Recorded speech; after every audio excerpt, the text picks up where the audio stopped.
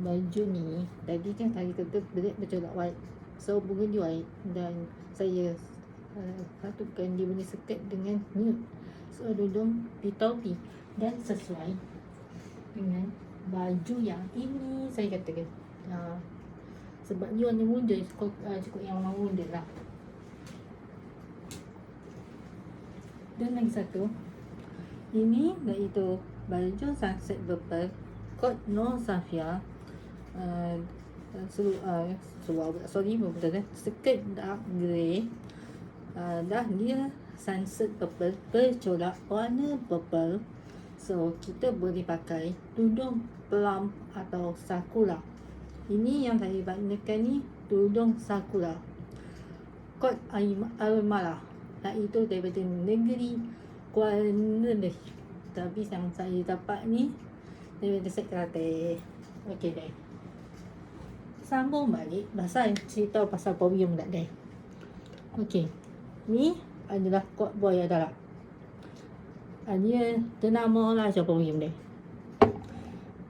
Ini kot boy putih deh. Bau ni sangat lembut deh. Dan yang ni boy Tino. Boy Tino ni kan perempuan. Kalau bahasa kata Tino tu perempuan. Okey.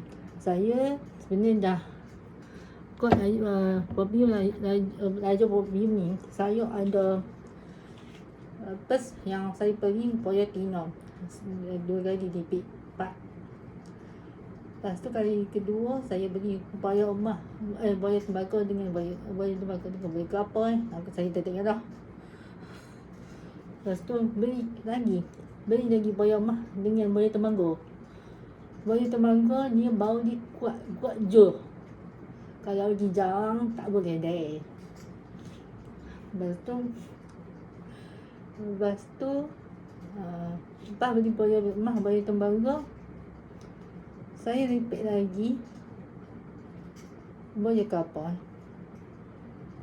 boy putih lagi. Itu dah kemudian hadiah untuk kakak saya masa birthday dia. Boy putih mak saya beli boy Tino yang 35ml.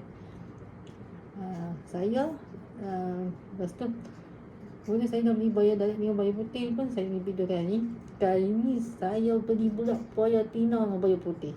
Sebab dua ni boleh untuk jalan. Boleh untuk jalan deh. Bukan jalan. Kalau bahasa Johor ni jalan lah. Boleh bawa pergi jalan. Aku ni dah jadi ganu dah. Sorry. Jalan. Kalau kata jalan. Bukan jalan ikan. Boleh bawa pergi jalan. Boy Tino dengan boy putih. Sebab dia bau dia sangat lembut. Tak soal. Yang boy temanggung dia macam warna cepat gitu. Boy emas dia macam warna kuning-kuning. So sekarang ni saya punya baju dengan outfit saya, skirt Kelantan, baju Selangor, tudung Selangor. Thank you for watching channel Miss Hanimir. Jangan lupa subscribe, like, komen yang muni-muni. Saya akan bagi kawan-kawan yang lain. Nak konten apa seterusnya, boleh komen di bawah.